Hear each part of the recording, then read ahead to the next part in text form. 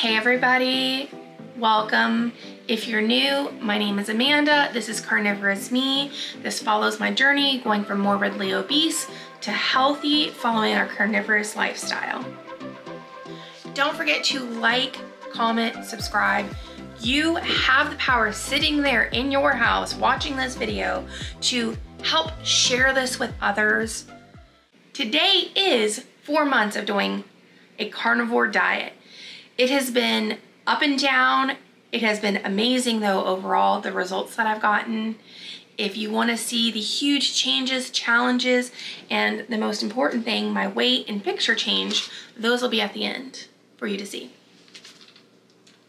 I've had a lot of changes happen from day 1 of carnivore to 4 months, and I mean a lot. Some of the most significant things are, health-wise, I am no longer a type 2 diabetic. I take no medication. I'm not even pre-diabetic anymore. I'm considered within normal limits now, which is amazing. Second, I no longer have GERD. I had terrible indigestion all the time. No matter what I ate, carbs, no carbs, high fat, low fat, I would be nauseous and sick all the time. Gone. And the last most important thing, I have autoimmune issues. The pain had gotten so bad, there's days I could hardly use my hands.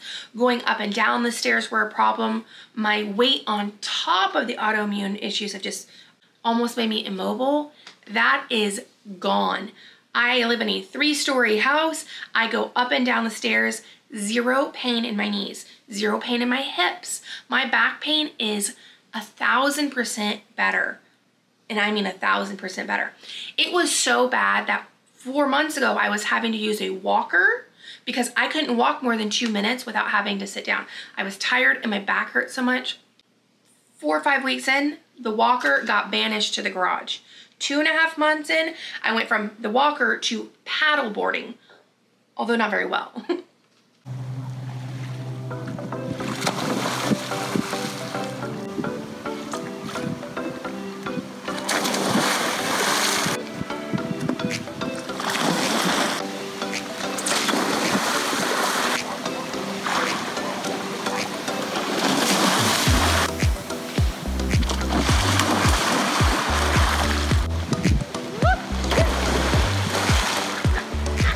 Mental health-wise significance, my depression's so much better. My anxiety is not debilitating anymore.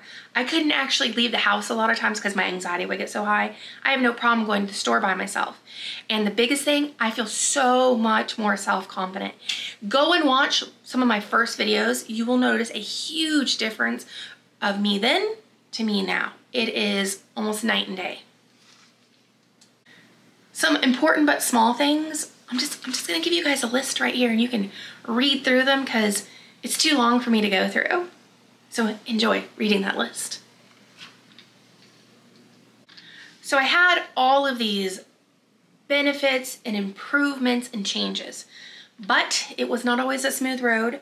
I did have challenges along the way. If I was gonna do this again, I would definitely do it the way I did it. It was a shock to my GI system. I had to stay near a bathroom a lot, but I'm an addict with sugar and carbs, and I've done keto, and there's just too many substitutes in there for me. So I would do it again. I would not recommend if someone can do keto first, I say do keto first, then taper into carnivore. You will not have such a upset like I did, but each their own. The first few weeks, the fatigue was real. My body was used to having sugar and carbs, and it was trying to transition over to burning fat. So some days it felt like I had to force myself to get up and go to the bathroom and just get up and do daily tasks. But around week 3, it started getting better. And I think around week 4 to 5, it really peaked. And I think that's when week 4 to 5, it peaked and I started doing the paddle boarding then. A really big challenge for me was learning to learn when I was truly hungry versus that emotional boredom eating that I've done most of my life. Happy, eat. Sad, eat. Upset, eat. Versus my body is physically hungry and eating. It took weeks to master this. It took practice.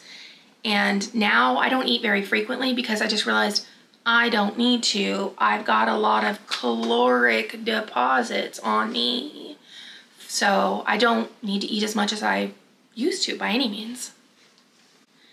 The stigma around doing carnivore, only a few people knew. Right brain, my husband, my brother and my sister.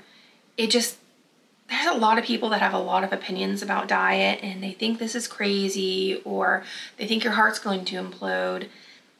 And so it makes it a stress on top of a stress if you feel like you have to, because I did feel like I'm having to defend the diet that I'm doing.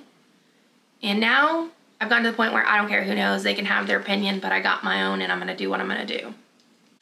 The initial cravings were not too bad for me. Intermittently I had some, but because I had such a drastic thing shake and shock me into doing this finally, that resolve helped kind of push me through it. Now later on, when that resolve wavered a little bit, I had a couple hiccups with some chicken wings from a restaurant. And then when I had COVID, I did have a bit of carbs. Learning that stumbling is normal, we're humans, and not perseverating on it, just constantly thinking about it, beating myself up, staring at the mistake I made. I have slowly learned to acknowledge the mistake, understand why I did it, know to make changes in the future, set myself up for success, and then move on and not even look back again. This kind of also falls into letting go of the number on the scale. In the beginning, I was weighing myself every single day. I was so emotionally tied to that number on the scale that when things didn't go as expected or I thought I should have lost more, I'd be disappointed and it would hurt my progress because then I'd start stressing about it. And then we all know when you stress, you don't get as much dopamine, which is your motivation molecule, and well, then you don't want to do what you're doing. And so that led to some of that chicken wing eating stuff things. And I finally realized the number has some importance, but it's not the actual number. The number is so abstract. It is the luggage and baggage I've attached to this number. All the hurt and pain and angst and emotions I've experienced because of the weight. And I was just demanding that I let go of it faster when I really just have to acknowledge it. And as it comes off, then I can let that baggage go more and more and more as I lose weight. Don't live in regret. That is the biggest thing that I've learned. Finding my path on carnivore was harder than I expected. There is so much information, so much advice. It gets overwhelming. I got overwhelmed. Do this, don't do this. Eat this much, don't eat this much. And so at one point I said, forget it. I'm gonna do what works for me. I decided, you know what? The base rules of carnivore, eat meat, don't eat anything else, pretty much. So I said, okay, fine. I will eat meat. I won't eat vegetables. I won't eat fruits, grains, all that. But there's certain things that I love and I'm willing to give up the sugar. I'm willing to give up the carbs. And the more I looked into it, I decided, you know what? I can do the meat. I can do high quality cheeses. And I do coffee and spices. It works beautifully for me. I've had quite a few people suggest cutting the spices out or cutting the coffee or the cheeses out. But being a jailer to myself made me fail every single diet I was on. I did not get this overweight, not eating too much. I've tried so many diets. If you guys have watched my previous videos, and if you haven't, you can. I have done 20, 30, 50 diets. I honestly lost count of what I've done. So those are the challenges that I've experienced in the past 4 months. A lot, but honestly, a fraction of what I experienced being 360 pounds and eating the standard American diet. The best part showing my changes.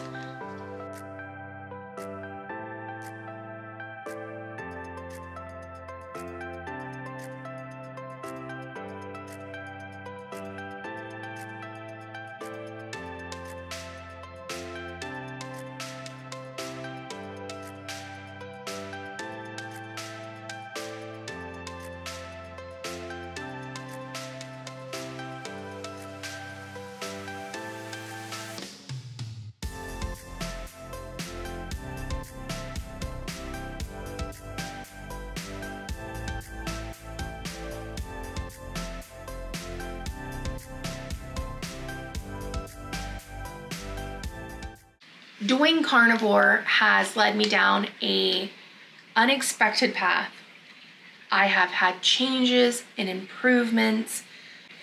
I have not been able to do things in such a long time.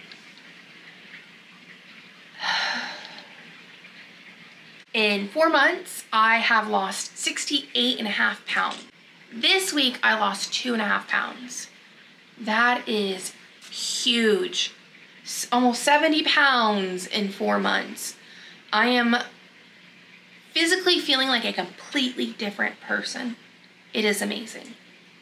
That means I am 1/3 through my weight loss journey. It's a pretty big chunk. That's 33.33%. I had to add that 0.33% in because it actually matters to me. If you're at home watching this, know that you can do this. Carnivore may not be exactly for you. It has worked wonders for me, but maybe you do keto or doing keto or some other low carb something. Just know you can do this. Your life can be drastically different when you put yourself first in your own heart and you love yourself.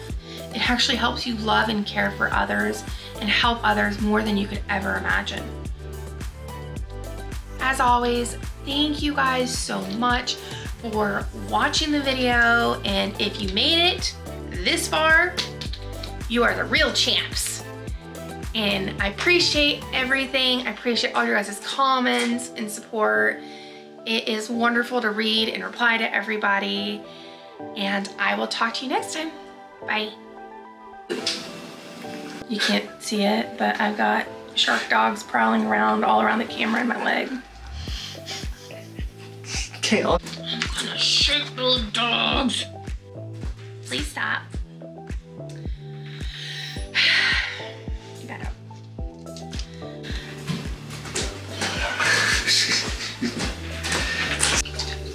Slurp, slurp, slurp. Every time. You done? Thanks for, yeah, lick the water on me. Don't, itchy. And know that they too,